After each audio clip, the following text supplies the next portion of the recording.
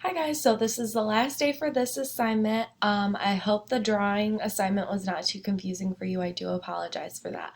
So this last one is again the video assignment, very similar to the paragraph assignment, although it is just like a sentence, and you're gonna obviously film yourself doing it. So my example, I will make my screen bigger so it looks kind of like what your guys' is going to look like.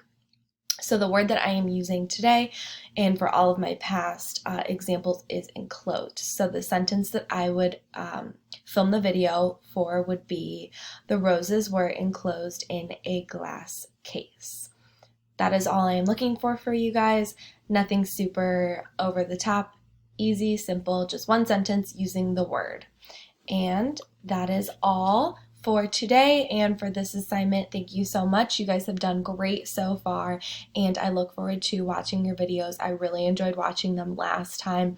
Really enjoyed the ones where people would show their dogs. That was super fun and cute. So if you have a dog or a cat or a lizard or anything like that and want to show it in your video for your vocab words, go for it because I really appreciated watching them.